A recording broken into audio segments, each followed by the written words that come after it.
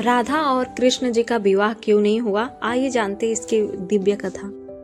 कथा के अनुसार कहा जाता है राधा कृष्ण का प्रेम दिव्य है, सांसारिक नहीं।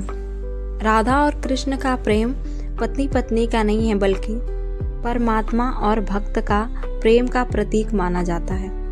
अगर राधा और कृष्ण का विवाह हो जाता तो वो प्रेम सांसारिक दुनियावादी रिश्ता बन जाता। राधा कृष्ण का प्रेम लौकिक, अनंत और शुद्ध भक्ति का रूप है। कथा में कहा जाता है कि राधा कृष्ण गोलोकों में पहले से ही दंपति, शाश्वत दंपति हैं।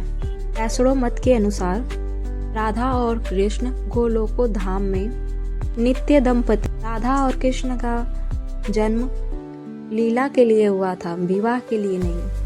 अर्थात राधा और कृष्ण का गोलोक में विवाह हो चुका है, पृथ्वी पे दिखाना आवश्यक नहीं था। कृष्ण लीला पुरुषोत्तम है। कृष्ण धर्म स्थापना के लिए अवतरित हुए। श्री कृष्ण का पृथ्वी पे अवतार लेना सिर्फ प्रेम विवाह नहीं है, बल्कि अधर्म का विनाश करना और धर्म की स्थापना करना। श्रीमद् भगवद गीता का उपदेश, पांडवों की रक्षा, इन बड़े कार्यों के लिए हुआ था। विवाह करना श्री कृष्ण का अवतार का उद्देश्य नहीं था। राधा पृथ्वी पर नित्य शक्ति रूप में आई। राधा जी का जीवन गृहस्थ उद्देश्य नहीं था। राधा कृष्ण की हालदीनी शक्ति है, यानी प्रेम और आनंद की ऊर्जा। राधा जी का अवतार धरती पे प्रेम और भक्ति का दिखाने के लिए था, अन्य स्त्री का जीवन जीने के लिए नहीं था। सामाजिक जीवन और कृष्ण राजकीय भूमिका।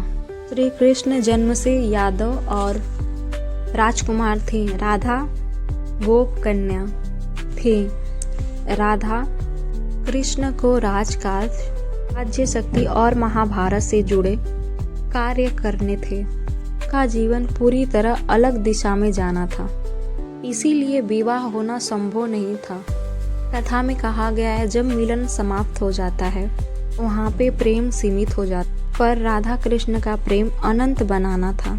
इसलिए विरह लीला यानी जुदाई की लीला संसार में सबसे पवित्र भक्ति का रूप मानी जाती है। राधा कृष्ण का प्रेम दिव्य था, इसीलिए विवाह के बंधन में बांधना उनके लीला का उद्देश्य ही नहीं था। गोलोक में वो नित्य दंपति हैं, लेकिन पृथ्वी पे उन्होंने ये नहीं दर्शाया ताकि उनका प्रेम सांसारिक न होकर आध्यात्मिक है, जो कि आध्यात्मिक दर्शाता है।